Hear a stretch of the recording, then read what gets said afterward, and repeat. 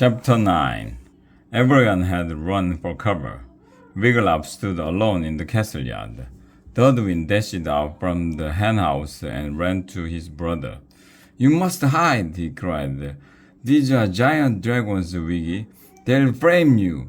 Wiglaf did not move. The pair of enormous dragons landed in the castle yard, and the ground shook. One dragon was orange, the other was green. "Hurry!" Dudwin grabbed Wiglaf's elbow and tried to drag him toward the henhouse. But Wiglaf yanked his arm free and began running toward the dragons. "You'll be roasted, Wiggy," Dudwin called. The green dragon turned its head and looked at Wiglaf with a pair of yellow eyes with cherry red centers. "Worm!" Wiglaf cried as he ran. "Run! Mommy!" called the green dragon, bouncing toward Wiglaf. The last time Wiglaf had seen him, Worm was as big as a horse. Now he was as big as a house. Wiglaf reached his dragon. He tried to throw his arms around him, but Worm's neck was too big for a hug. "You were gone so long, and I was so worried, Worm," cried Wiglaf. "No worries," said Worm. "I always come back to you, Mommy." "But what if you know not where I am?" said Wiglaf. I found you any place," said Worm, "no matter where you are." "Oh, I'm glad of that," said Wiglaf. "Now tell me, where have you been?" "Long story," said Worm, as the orange dragon stepped up beside him.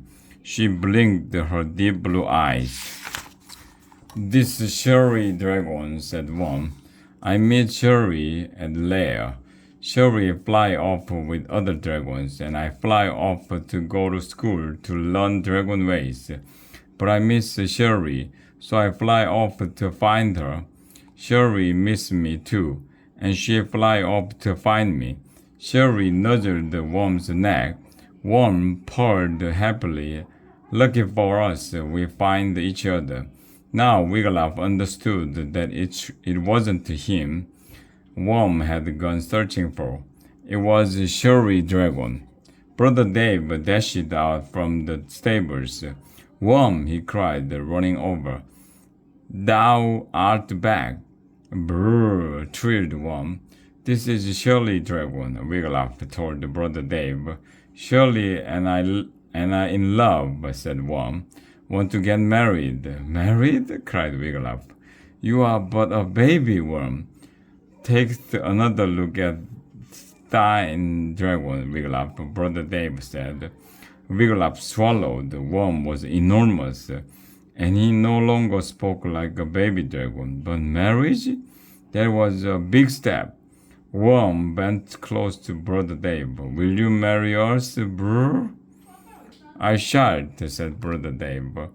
"Where will thine wedding take place?" "Right here," said Worm. "Right now," added the Shirley Dragon. Mordred stuck his head out of his office window and hollered, "What's going on down there?" "These are friendly dragons, sir," Wiglaf called up. Hearing this, everyone peeped out at the dragons from their hiding spots. Count Moneypots, Lady Dripping Wealth, and Sir Perjudice staggered back through the castle gate, soaked to the bone and stinking of eel. Mordred's head vanished from the window, and in no time the red-caped headmaster dashed out the castle door. "Moneypants, Lady Dripping Wet!" he cried as he ran toward them. "Sir Pergy, get rid of the dragons, Modi," growled Sir Perjudice, "or we're pulling out of the deal." "Pulling out?" squealed Mordred. "No, don't even think it." He turned and smiled nervously at the dragons. "Be gone!" He wiggled his fingers at them. "Go on, shoo!" The dragons only stared at the headmaster. "Fly up to the clouds," Mordred jabbed a finger at the sky. "Back where you came from, go!" Worm and Shirley stayed put. "Fly!" cried Mordred. "Spread your wings, up, up, and away!" The headmaster ran across the castle yard, flapping his arms to demonstrate. I'm not doing business with this lunatic, said Lady Dripping-Wealth. Let us be gone, cried Count Moneypots. No, wobbled Mordred. No! Get a grip, Morty, said Sir Prejudice. It's over. Mordred's face went scarlet. His violet eyes bulged dangerously as they searched the crowd. At last, those eyes found Wigglytuff. You, Lord Mordred, this is your fault. Me, sir? Said Wigglytuff. Friendly dragons, my fat food, snarled Mordred. They're scaring away my backers. Mordred grabbed the front of Wigglytuff's graduation feed sack and lifted him up until Wigglytuff was looking directly into his smoldering violet eyes. Get rid of the dragons now, bellowed Mordred. Anger ran out from the henhouse. Uncle Mordred, he cried, let him go. Fine, Mordred opened his fist and Wigglytuff dropped to the ground, landing at the headmaster's feet.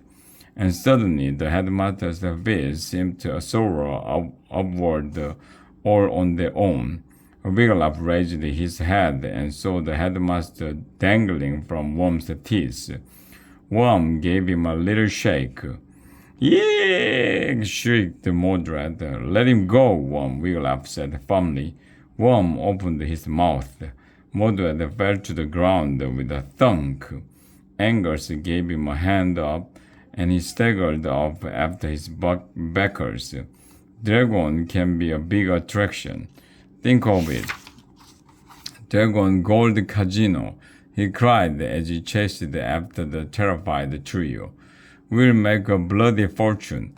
But Lady Dripping-Wealth, Count Moneypots, and Sir Prejudice hurried across the drawbridge with never a backward glance at the desperate headmaster.